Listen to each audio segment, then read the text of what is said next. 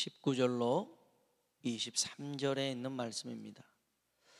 요한복음 20장 19절로 23절에 있는 말씀을 같이 한번 우리 읽어보겠습니다.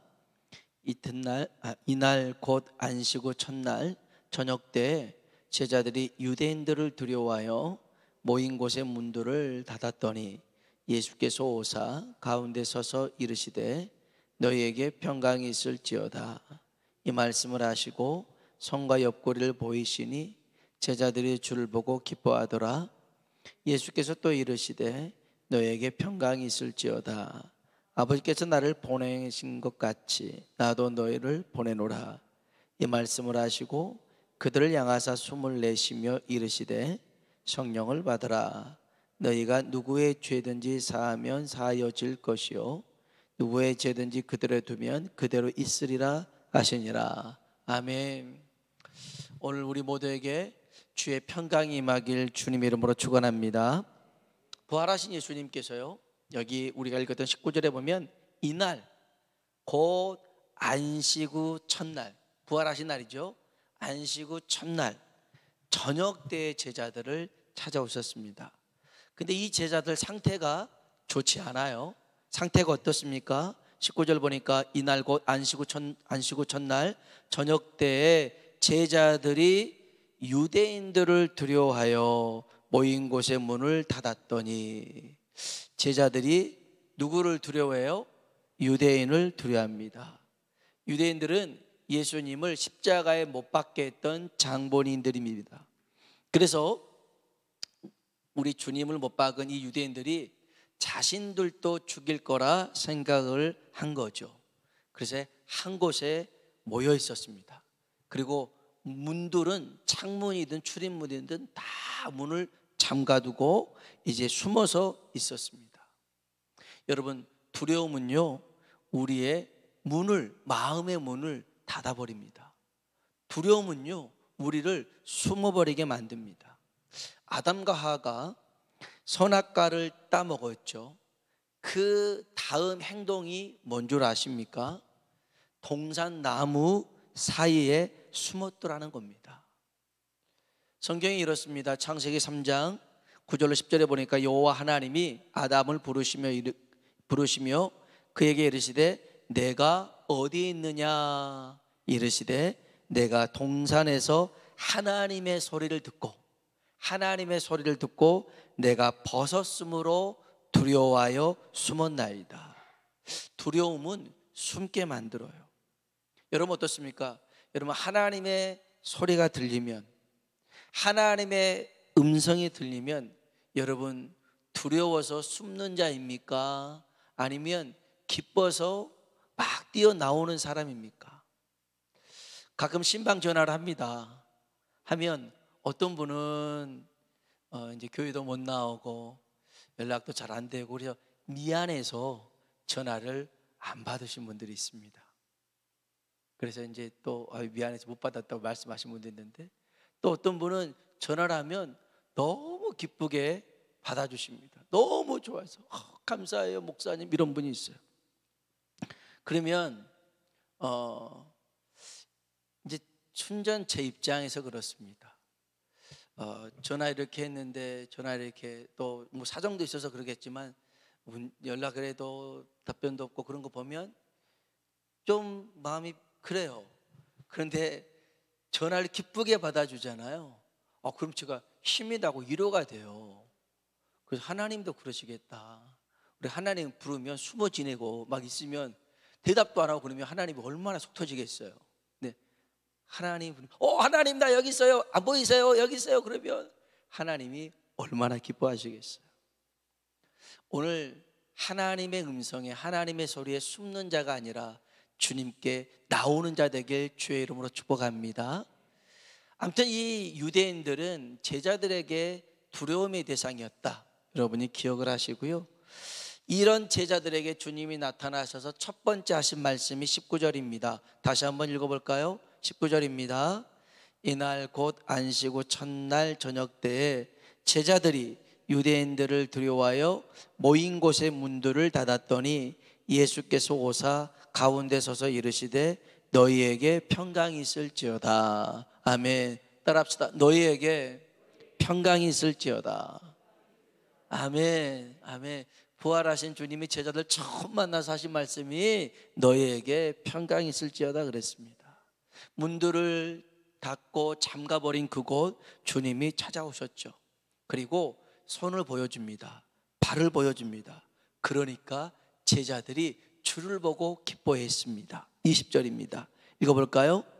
이 말씀을 하시고 손과 옆구리를 보이시니 제자들이 주를 보고 기뻐하더라. 아멘. 제자들이 주를 보고 뭐 했어요?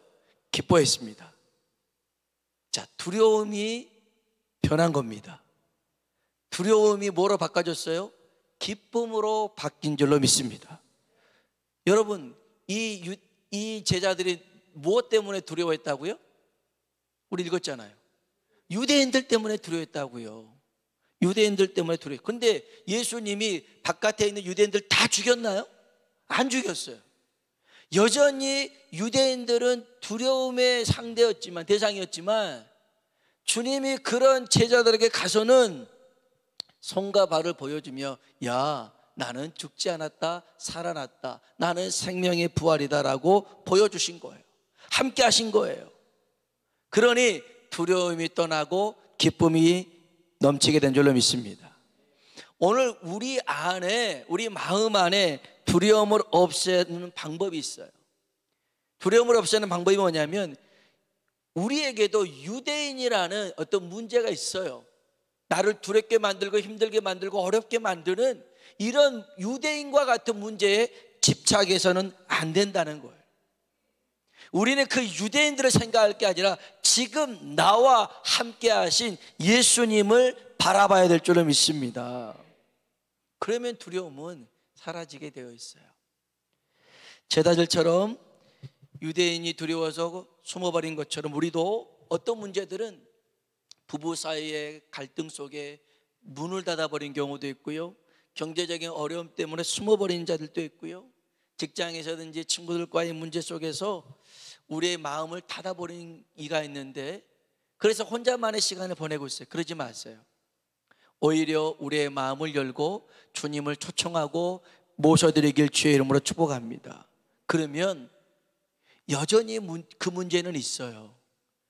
그런데 그 문제보다 더 큰 우리 주님이 함께 하심으로 기쁨이 넘치게 될 줄로 믿습니다. 그래서 더 이상 유대인들을 두려워하지 말고 주님과 함께함으로 이 기쁨 누리시길 주의 이름으로 축복합니다. 주님은 제자들에게 평강의 메시지를 한 번으로 끝내지 않고요, 재차 강조합니다. 21절 한번 읽어볼까요? 21절 읽습니다. 예수께서 또 이르시되 너희에게 평강이 있을지어다. 아버지께서 나를 보내신 것 같이 나도 너희를 보내노라. 아멘. 다시 한번 따라할까요? 너희에게 평강이 있을지어다. 아멘. 두 번째 말씀하신 거예요. 거듭 말씀하신다고 하는 것은 이건 중요한 거야 라는 뜻이 있고요, 이거 급한 거야 라는 뜻이 있어요. 그래서 바로에게 꿈을 거듭 두 번 보여준 것도 이거 급한 일이야, 중요한 일이니까 빨리 준비해 라는 의미였거든요. 그러면 예수님께서도 요한복음에 보면 진실로 진실로라는 이런 표현도 쓰고요, 오늘 또 여기 본문에 보면 너에게 평강이 있을지어다, 너에게 평강이 있을지어다 두 번 말씀하신 것은 이 평강의 말씀 다음에 숨어 있는 제자들입니다. 지금 숨어 있잖아요. 그 제자들을 주님이 밖으로 내보내시는 거예요. 그래서 21절에 보니까 예수께서 또 이르시되 너에게 평강이 있을지어다. 아버지께서 나를 보내신 것 같이 나도 너희를 보내로라. 아멘. 지금 숨어있는 이 제자들을 아니야, 니네들 여기 있을 게 아니라 세상으로 나가야 돼. 세상이 아무리 험합고 무섭다 할지라도 너희들이 있어야 될 곳은 세상이라는 거예요. 숨어 지내서는 안 된다는 거예요. 여러분, 배가요, 풍랑이 무섭습니다. 태풍이 무서워요. 그래서 바다로 항해를 못하고 부두에만 정박되어 있다면 그 배는 배라고 하지 않고요, 부두의 연장선일 수밖에 없어요. 그래서 하나님은 우리 보고 세상으로 나가는 거예요. 그래서 세상에 빛이 되고 세상에 소금이 되라 말씀하신 줄로 믿습니다. 그래서 우리가 있어야 될 곳은 뭐예요? 산속으로 들어가면 안 돼요. 요즘도 뭐 절에, 산속에 있던 절도 요즘 나올 판인데, 산으로 들어가야 될 게 아니라 세상으로 들어가 세상을 변화시키는 사람이 돼야 될 줄로 믿습니다. 그런데 여전히 세상은 두려워요. 유대인들 많아요. 그런데 주님이 걱정하지 마. 이건 너의 힘과 지혜와 능력으로 할 수 없어. 그러니 주님이 뭐라고 그러십니까? 한번 볼까요? 자, 22절입니다. 22절 읽어보겠습니다. 이 말씀을 하시고 그들을 향하사 숨을 내쉬며 이르시되 성령을 받으라. 아멘. 따라합시다. 성령을 받으라. 성령을 받으라. 아멘. 성령을 받으라는 거예요. 숨어서만 있지 말고 성령 받아서 세상으로 나가라는 것입니다. 이게 주님이 우리에게 하시는 말씀이에요.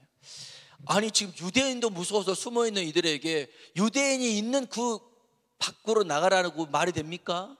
걱정하지 마. 평강이 너에게 있을 거야. 너희 힘으로 안 되니 성령을 받으라 라고 말씀합니다. 어떤 신학자들은요, 여기서 예수님이 숨을 내쉬며 성령을 받으라 해서 여기서 제자들에게 성령을 줬다 하는데 그렇지는 않습니다. 왜냐하면 사도행전 1장에 거기에서도 주님 말씀하시거든요. 오직 성령이 너에게 임하시면 너희가 권능을 받고 예루살렘과 온 유대와 사마리아 땅끝까지 이르러 내 증인이 되리라 말씀하시거든요. 그러니까 그들이 오순절날 성령을 충만히 받은 겁니다. 그들은 예수님이 부활하셨다는 사실을 알았지만 당장 가지 않았고요, 성령의 능력을 받아서 나간 줄로 믿습니다. 왜냐? 스가랴 4장 6절에 이는 힘으로 되지 아니하고 능력으로 되지 아니하고 오직 나의 영으로 되느니라. 아멘. 문제 해결의 능력은 우리에게 있지 않아요. 우리와 함께 하신 성령님께 있는 줄로 믿습니다. 여러분, 그래서 기억하십시오. 평강은 어떤 특별한 장소에 있는 게 아니에요. 안가라고 그러죠. 안전한 가옥이요. 여기 숨어 있으면, 아니 두려워서 숨어 있으면 가장 편안한 곳도요, 거기 두려운 곳이 됩니다. 그런데 거친 세상 환난 풍파가 있어도 거기에 하나님이 함께 하시고 성령님이 동행하시면 그 자리도 평강이 넘치게 될 줄로 믿습니다. 그렇기 때문에 여러분, 오늘 우리가 성령의 충만함을 힘입고 하나님과 함께함으로 우리를 두렵게 만든 그 세상, 이제는 주님 바라보고 기쁨으로 바꿔지고 세상으로 나가서 승리하는 우리가 되길 주의 이름으로 축복합니다. 그러고 난 다음에 이렇게 끝나면 아주 말끔하게 끝날 수 있는데 왜 주님이 그 다음 절 23절의 말씀을 덧붙였는지 모르겠어요. 23절 말씀 한번 볼까요?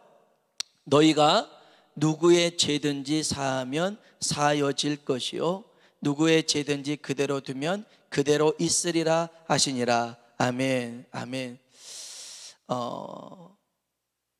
정말 우리를 두렵게 만들고 우리에게서 평안을 빼앗아 가는 것, 그것과 이 용서의 말씀과는 조금 어울리지 않은 것 같아요. 이게 따로 떨어져서 용서해줘라 이러면 좀 괜찮은데, 숨어있는 제자들에게 평강이 있어라, 밖에 나가라, 성령이 함께한다, 그 다음에 용서해줘라, 왜 뜬금없이 용서라는 이런 게 나왔을까 고민이 되죠. 근데 일단은 여러분 기억하세요. 용서라는 것, 용서해 주면 없어지고 용서하지 않으면 그대로 남는 거예요. 그러니까 여러분 안에 계속 어떤 각오로부터, 어떤 사람으로부터, 일로부터 상처를 품고 살아가면 계속 나한테 고통이 되는 거예요. 근데 이것을 잘라버리잖아요. 끊어버리잖아요. 그러면 이 끊어버린 것은 나에게 더 이상 영향을 못 준다는 거예요.